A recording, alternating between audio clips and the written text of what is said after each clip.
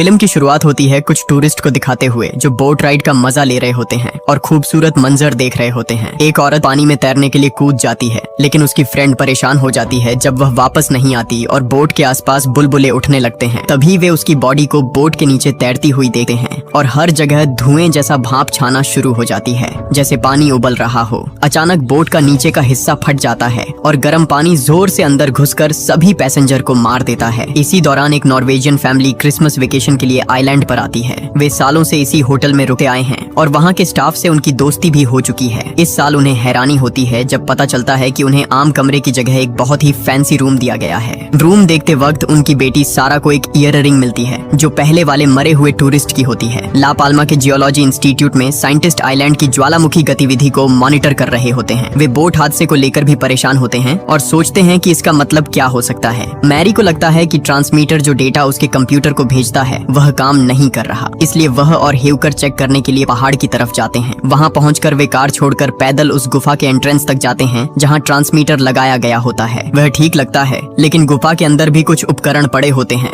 तो वे अंदर जाकर और जांच करते हैं। मैरी चौंक जाती है जब वह देखती है कि गुफा में पानी बह रहा है जो पहले कभी नहीं था। सैंपल लेने के बाद वे आगे बढ़ते हैं और जमीन पर दर्जनों मरे हुए चमगादड़ देखते हैं। हेवकर एक गैजेट से हवा की चेकिंग करता है और पता चलता है कि यहाँ कार्बन डाइऑक्साइड और सल्फ्यूरिक गैस की बहुत ज्यादा मात्रा है। गुफा में आगे बढ़ने पर उन्हें ट्रांसमीटर का दूसरा हिस्सा मिलता है जो पूरी तरह डैमेज्ड होता है। असल में गुफा की छत में एक बड़ी दरार पड़ चुकी है और चट्टान के टुकड़ों ने उपकरण को कुचल दिया है। दोनों इंस्टीट्यूट वापस जाकर अपने बॉस एल्वारो को सब बताते हैं। एल्वारो उन्हें डांट देता है क्योंकि वे समझ रहे हैं कि यह आने वाली विस्फोटक ज्वालामुखी गतिविधि की निशानी हो सकती है। पब्लिक को बताने से पहले वह पक्का सबूत चाहता है। वे आगे चलकर हेवकर मैरी को बताता है कि एल्वारो इतना सावधान इसलिए है क्योंकि 3 साल पहले उसने जल्दबाजी में इरप्शन का ऐलान कर दिया था। शहर में दहशत फैल गई थी, लोग भागने लगे थे और अंत में हुआ कुछ नहीं। उसी गलती का बोझ अब भी उसके सिर पर टंगा हुआ है, इसलिए वह बिना ठोस सबूत के कुछ नहीं कहना चाहता। मैरी बाद में एक सुनामी सिमुलेशन का वीडियो देखती है जो इस इलाके में भारी तबाही दिखाता है। यह देखकर उसका दिल बैठ जाता है। घर लौटती है तो उसका भाई एरिक उसे अपने अगले डाइविंग प्रोजेक्ट के बारे में उत्साह से बताने लगता है। फिर दिखाया जाता है कि कछुए ला पाल्मा में इकट्ठा हो रहे हैं। ये अजीब है क्योंकि कछुए आमतौर पर ऐसे झुंड में नहीं घूमते।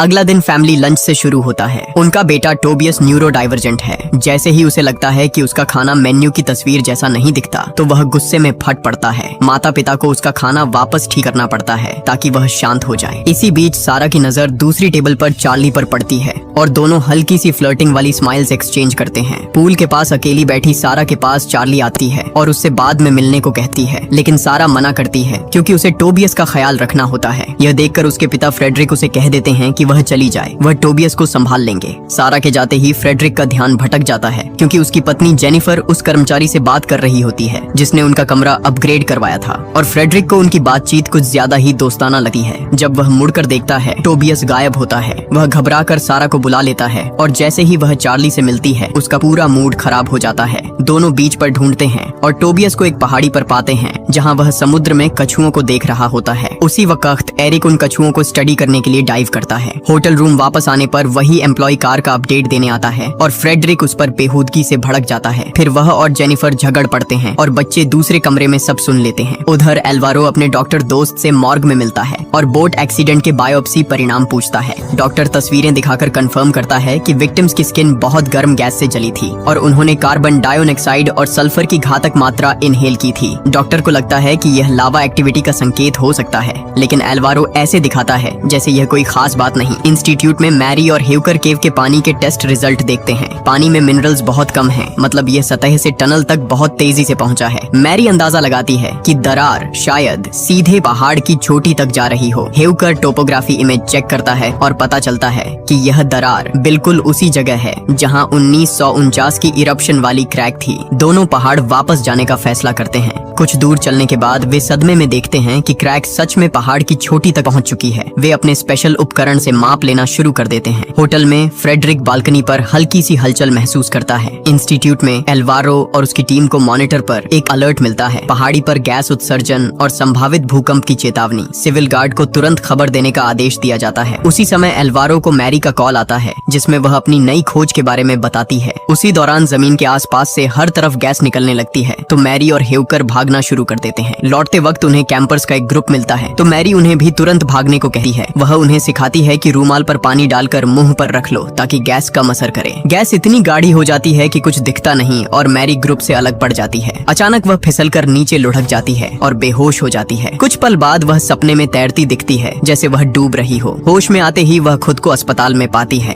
एल्वारो बताता है कि हेवकर ने बहुत ज्यादा गैस इनहेल की थी, इसलिए उसे इंड्यूस्ड कोमा में रखा गया है और कैंपर्स भी नहीं बच पाए। दोनों में बहस शुरू हो जाती है, क्योंकि एल्वारो अभी भी आधिकारिक चेतावनी जारी करने को तैयार नहीं। उसका तर्क है कि अगर फिर गलती हो गई तो लोग कभी उन पर भरोसा नहीं करेंगे। मैरी अपनी पुरानी त्रासदी बताती है कि कैसे वह एक सुनामी में फंस गई थी और उसने अपने माता पिता को खो दिया था। जबकि समय पर चेतावनी मिलती तो सब बच जाते। वह एरिक को कॉल कर तुरंत कहती है कि अभी के अभी समुद्र से बाहर आ जाओ। होटल में सारा चार्ली के पास जाती है और दोनों बात कर लेते हैं। सारा का मूड खराब हो जाता है जब वह चार्ली को एक लड़के के साथ देखती है और सोचती है कि शायद वह उसका बॉयफ्रेंड है। फ्रेडरिक और जेनिफर पहाड़ों में राइड पर जाने का सोच रहे होते हैं, लेकिन एक आदमी उन्हें बताता है कि वह इलाका बंद है और वहाँ लोग मारे गए हैं। वह लापरवाही से टोबियस वाले हादसे का भी जिक्र कर देता है, जिसके बारे में जेनिफर को पता ही नहीं था। कमरे में वापस जाते ही दोनों का फिर झगड़ा होता है और बच्चे सब सुन लेते हैं। फ्रेडरिक जेनिफर से कहता है कि वह फैमिली में उतना शामिल नहीं होती और यह भी कि वह सारा को ज्यादा समझता है, जबकि वह उसकी सौतेली बेटी है।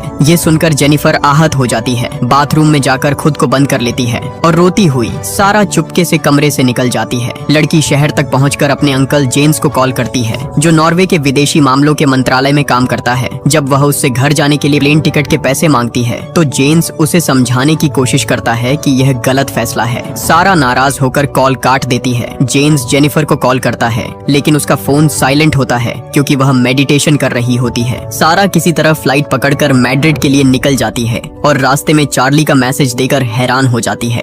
उधर मैरी और एल्वारो मेयर को अपनी फाइंडिंग्स दिखाते हैं। मेयर को डर होता है कि कहीं फिर गलत अलार्म न साबित हो जाए, लेकिन मैरी और एल्वारो हार नहीं मानते और उसे सरकार के साथ मीटिंग अरेंज करने के लिए राजी कर लेते हैं। मैरी बाद में एरिक को सुनामी की याद दिलाते हुए अपने देश वापस जाने के लिए मनाने की कोशिश करती है। एरिक सोचता है कि वह बस उसे अपने से दूर भेजना चाहती है, इसलिए वह नाराज होकर वहाँ से चला जाता है। इंस्टीट्यूट में साइंटिस्ट देखते हैं कि आइलैंड पर ट्रेमर्स बढ़ रहे हैं, जिसे एल्वारो समझता है कि राख सतह की तरफ आ रही है। ज्वालामुखी के फटने के 3 स्टेज होते हैं, पहले गैस, फिर राख और अंत में लावा। पहाड़ से आने वाला डेटा दिखा रहा होता है कि क्रैक अभी भी बढ़ रही है। कुछ ही मिनटों में डेटा और बिगड़ जाता है, तो एल्वारो टीम को कहता है कि सभी एयरपोर्ट्स को चेतावनी भेज दें। अचानक एक भारी ऐश इरप्शन होता है, इतना बड़ा कि होटल में खड़े सभी लोग उसे दूर से साफ देख लेते हैं। होटल के कर्मचारी टूरिस्ट्स को झूठी तसल्ली देते हैं कि यह सिर्फ राख है। बदकिस्मती से सारा का प्लेन चेतावनी बहुत देर से पकड़ता है और सीधा राख के बादल के अंदर चला जाता है, जिसमें उसके इंजन आग पकड़ लेते हैं। होटल में जेनिफर और फ्रेडरिक को जेम्स का कॉल आता है, जो उन्हें सारा की फ्लाइट के बारे में बताता है। उन्हें लगता है कि फ्लाइट्स कैंसिल हो चुकी होंगी, लेकिन तभी वे अपनी आंखों से देखते हैं कि सारा का प्लेन गिरकर क्रैश हो गया है। थोड़े ही समय में ये खबर हर जगह फैल जाती है और दोनों अस्पताल भागते हैं, जहां बचे हुए लोगों को लाया जा रहा होता है। वे सारा को कहीं नहीं पाते और जेनिफर नर्सों पर चिल्लाने लगती है, तो फ्रेडरिक उसे खींचकर वहां से बाहर ले जाता है। उधर मेयर सरकार के साथ मीटिंग अरेंज कर देती है। सरकारी अधिकारी ऐश इरप्शन को असली फटना मानने में झिझकते हैं, लेकिन लंबी बहस के बाद तैयार हो जाते हैं कि तैयारी शुरू की जाए। मैरी बाद में अपनी टीम से कहता हुआ एल्वारो को सुनती है कि सब लोग अपनी फैमिलियों के साथ निकल जाएं और वह खुद मॉनिटरिंग संभालेगा। मैरी उसे गले लगाकर भावुक अंदाज में अलविदा कहती है। घर पहुंचने पर उसे पता चलता है कि एरिक गायब है और उसके कॉल भी नहीं उठा रहा। कुछ देर बाद एक अफसर जेनिफर और फ्रेडरिक को पैसेंजर्स की लिस्ट देता है और बताता है कि सारा मिसिंग है, उन सभी लोगों के साथ जो प्लेन के फ्रंट में बैठे थे, क्योंकि वह हिस्सा ब्लास्ट में उड़ गया था। कपल को होटल वापस भेज दिया जाता है जब तक कोई अपडेट न आए। कमरे में पहुंचकर वे दोनों हैरान रह जाते हैं जब देखते हैं कि सारा पहले से वहीं बैठी उनका इंतजार कर रही होती है। फैमिली के साथ थोड़ा समय बिताने के बाद सारा पूल की तरफ जाती है और चार्ली को ढूंढकर बताती है कि उसके टेक्स्ट्स की वजह से ही वह प्लेन से उतर गई थी। रात के बीच में मैरी को एरिक का कॉल आता है और वह उसे लेने बार की तरफ जाती है। वहां पहुंचकर वह देखती है कि पुलिस किसी को गिरफ्तार कर रही है और वह यह सोचकर दौड़ती है कि शायद वह एरिक है। गड़बड़ में वह गलती से एक पुलिस वाले को चोट पहुंचा देती है, जिस वजह से उसे भी गिरफ्तार कर लिया जाता है। गाड़ी चलने से पहले वह बार के अंदर एरिक को देख लेती है और उसे कहती है कि यहाँ से निकल जाओ। सुबह एरिक जेल में मैरी से मिलने आता है। पिछली रात उसकी हड़बड़ाहट देखकर अब वह मैरी की बातों पर यकीन करने लगा है। उसे लगता है कि उसी की वजह से मैरी के निकलने में देर हुई, इसलिए वह फैसला करता है कि अब दोनों साथ में इस आइलैंड से निकलेंगे। जेम्स को उसके सीनियर का कॉल आता है और उसे तुरंत ऑफिस लौटने का आदेश मिलता है। वहाँ टीम एक हाई स्तरीय सिमुलेशन देखती है जिसमें साफ दिख रहा है कि एक नेचुरल डिजास्टर पूरे कैनरी आइलैंड्स को तबाह कर सकता है। टाइमलाइन अनिश्चित है, कुछ दिनों में या कुछ घंटों में भी। जानकारी टॉप सीक्रेट है, इसलिए उन्हें चुपचाप एक इमरजेंसी इवैक्यूएशन प्लान तैयार करना पड़ता है, खासकर उन नॉर्वेजियन टूरिस्ट्स के लिए जो छुट्टियों पर आइलैंड्स में बिखरे हुए हैं। उधर होटल में पूरी फैमिली पूल के पास एक दुर्लभ शांति का पल एंजॉय कर रही होती है, जो जेम्स के कॉल से चट से टूट जाता है। वह जेनिफर को आसन्न सुनामी के बारे में बताता है। वह साफ कर देता है कि ला पाल्मा को अभी प्राथमिकता नहीं मिली है और बड़े फेर्रीज पहले ही मुख्य द्वीपों की तरफ डाइवर्ट कर दिए गए हैं। उनके पास सिर्फ एक छोटी सी फेरी है जो 20 मिनट में रवाना हो जाएगी। मतलब फैमिली के पास बहस करने का भी समय नहीं है। वे लोग सिर्फ जरूरी सामान उठाते हैं और बाहर निकलते हैं। सारा चार्ली को चेतावनी देने की कोशिश करती है, लेकिन वह कमरे में नहीं मिलती। टाइमर खत्म। बाहर आते ही पता चलता है कि टैक्सी मिलना नामुमकिन है, तो फ्रेडरिक एक वैन सीधा उठा लेता है। वह भीड़ और ट्रैफिक को चीरता हुआ भाग रहा है, लेकिन किस्मत फिर भी उसकी तरफ नहीं होती। वैन के असली मालिक पीछे पड़ जाते हैं और उसे पकड़कर पीटना शुरू कर देते हैं। बाकी फैमिली दिमाग चलाती है और भागकर फेरी तक पहुंचती है। वे सेलर को रोकने की कोशिश करते हैं ताकि फ्रेडरिक भी आ सके। फ्रेडरिक पैसे फेंककर हमलावरों से अपनी जान छुड़ाता है और जान तोड़कर फेरी की ओर दौड़ता है, लेकिन यहाँ हकीकत उसे थप्पड़ मारती है। फेरी निकल चुकी होती है। कोई बैकअप नहीं, कोई दूसरा चांस नहीं। सारा चार्ली को कॉल करके आइलैंड छोड़ने को कहती है, लेकिन सिग्नल टूट जाता है। इंस्टीट्यूट में अल्वारो को ट्रांसमीटर्स का सिग्नल चला जाता है और वो फौरन गवर्नमेंट को बताता है कि सुनामी कुछ घंटों में आ रही है। जल्दी ही इवैक्यूएशन सायरन्स पूरे आइलैंड में बजने लगती हैं और लोग घबराकर भागते हैं। हॉस्पिटल के स्टाफ को प्लेन क्रैश सर्वाइवर्स को मूव करते वक्त बहुत संभालना पड़ता है। हेवकर कोमा से उठाया जाता है और जो हो रहा है वो देकर हिल जाता है। सब लोग लास्ट बोट्स में जगह लेने की कोशिश कर रहे होते हैं। फ्रेडरिक को एक होटल एम्प्लॉय की मदद से एक बोट में चढ़ने का मौका मिल जाता है। इसी वक्त वोल्केनो फाइनली एरप्ट होता है और बहुत ज्यादा लावा बाहर निकलता है। पुलिस स्टेशन पर एरिक एक कॉपर चिल्ला रहा होता है क्योंकि वो उसकी बहन को नहीं छोड़ रहा होता, लेकिन ऑफिसर कहता है कि ऑर्डर्स का वेट करना पड़ेगा।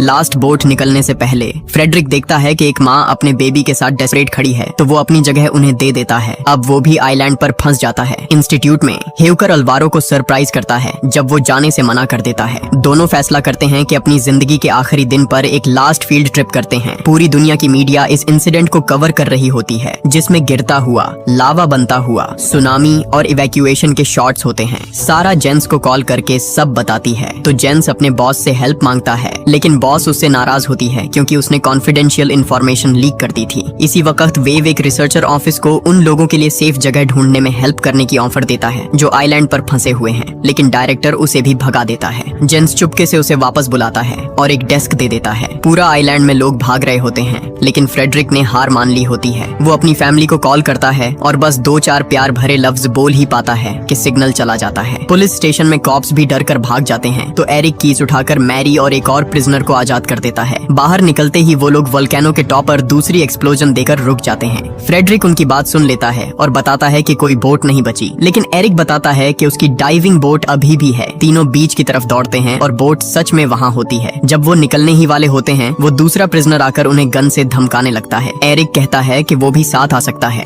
लेकिन वो आदमी शेयर नहीं करना चाहता। एरिक उस पर जंप करके गन छीनने की कोशिश करता है। जद्दोजहद में गलती से गोली चल जाती है और एरिक को लग जाती है। मैरी दौड़कर उसके पास आती है और एरिक अपनी बहन की बाहों में मर जाता है। फ्रेडरिक क्रिमिनल पर चढ़ाई करता है, लेकिन वो उसे धक्का देकर पानी में डुबोने की कोशिश करता है। इससे फ्रेडरिक एक पत्थर पकड़ पाता है और उस आदमी को मारकर गिरा देता है। फिर वो उसे पानी में दबाकर उसकी सांसें रोक देता है। अब वो और मैरी बोट लेकर निकल सकते हैं, और जब दूसरे लोग बोट पर चढ़ना चाहते हैं, फ्रेडरिक उन्हें लात मारकर गिरा देता है या गन से डराकर दूर रखता है। जेम्स को वेव एक्सपर्ट बता देता है कि सुनामी से बचने के लिए सिर्फ टेनेरिफे में ला पाल्मा के पास जो एक बे है, वह एक तरह का सेफ स्पॉट है। वहाँ भी सर्वाइवल के चांसेस सिर्फ 50% ही हैं। जेम्स अपनी बॉस को ये बताता है, लेकिन वो कहती है कि इस पर स्पेशल अनाउंसमेंट नहीं की जा सकती। माउंटेन के टॉपर हॉइकर और अल्वारो स्पेशल सूट्स पहनकर वोल्केनो के पास जाते हैं, लावा को क्रैक से बहते देखते हैं और साथ में थोड़ी वाइन शेयर करते हैं। एयरपोर्ट पर जेनिफर और बच्चे सारे पासवर्ड्स दिखा देते हैं, जिसमें फ्रेडरिक का पासवर्ड भी होता है, तो उन्हें प्लेन पर चढ़ने के लिए 4 रिस्टबैंड्स मिल जाते हैं। बोर्ड करने से पहले सारा बाहर चार्ली को देख लेती है और उसके पास लौट जाती है। चार्ली के पास रिस्टबैंड नहीं होता, इसलिए सारा उसे फ्रेडरिक वाला दे देती है। इसी दौरान फ्रेडरिक और मैरी टेनेरिफे आइलैंड पहुंच जाते हैं। थोड़ी देर बाद माउंटेन और वोल्केनो टूटना शुरू कर देते हैं।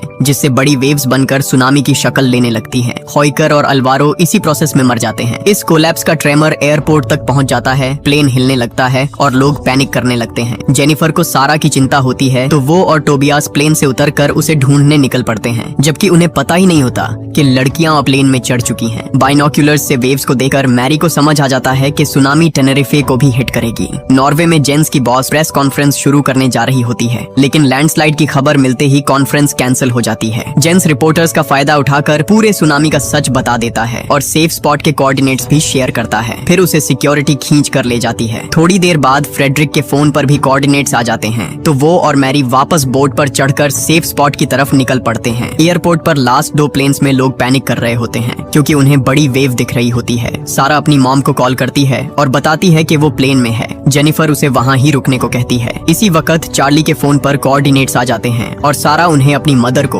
फॉरवर्ड कर देती है। जेनिफर कोऑर्डिनेट्स समझ नहीं पाती और जब वो इंटरनेट पर सर्च करने लगती है तो नेटवर्क बंद हो जाता है। खुशनसीबी से टोबियास को मैप्स का पता होता है तो वो आसानी से स्पॉट ढूंढ लेता है। तीनों वहाँ के लास्ट एयरपोर्ट एम्प्लॉय के साथ निकल पड़ते हैं, जिसके पास एक वैन होती है। वो वहाँ फंसे कुछ लोगों को ड्राइव करने का जिम्मा ले लेता है। रास्ते में टोबियास बड़ी सुनामी देखकर डर जाता है तो जेनिफर उसे डिस्ट्रैक्ट करने की कोशिश करती है। बोट पर मैरी और फ्रेडरिक मुश्किल से कंट्रोल बनाए रखते हैं क्योंकि पानी हर सेकंड ज्यादा खतरनाक हो रहा होता है और बीच में फोन का सिग्नल भी चला जाता है तो मैप देखना भी नामुमकिन हो जाता है। 2 बड़ी वेव्स उनके पीछे गिरती हैं, लेकिन वो दोनों लास्ट सेकंड में बच जाते हैं। थोड़ी देर बाद वो सुनामी एयरपोर्ट तक पहुंच जाती है और जमीन फुटने लगती है, जिससे प्लेन टेक ऑफ नहीं कर पाता। वेव सीधा प्लेन से टकराती है, विंडोज टूट जाती हैं और पानी अंदर भरने लगता है। नजदीक ही जेनिफर का ग्रुप वैन रोड पर ही छोड़ने पर मजबूर हो जाता है और सब लोग माउंटेन की तरफ भागना शुरू कर देते हैं। मैरी और फ्रेडरिक सेफ स्पॉट पर पहुंचते हैं और वहां उन्हें पहले से छुपे हुए कई सर्वाइवर्स मिल जाते हैं। जब एयरपोर्ट वाले लोग भी आ जाते हैं, फ्रेडरिक अपनी फैमिली को देकर खुश हो जाता है,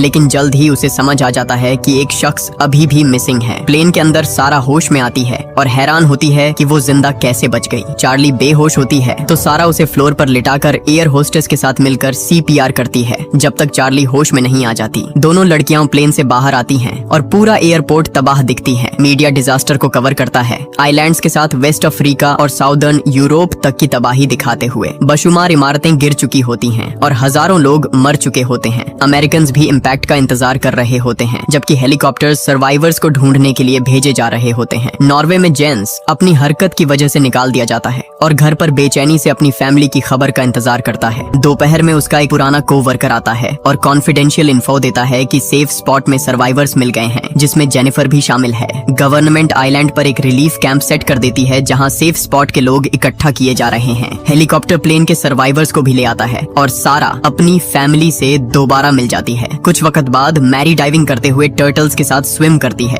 और अपने भाई की मेमोरी से कनेक्ट हो जाती है, जो उसे याद दिलाता है कि लोगों को हमेशा नेचर का ख्याल रखना चाहिए। अगर आपको ये वीडियो पसंद आई हो तो प्लीज चैनल को सब्सक्राइब जरूर करें और बेल आइकॉन को भी प्रेस कर दें ताकि ऐसी और वीडियोस आप तक पहुंचती रहें। देखने के लिए धन्यवाद।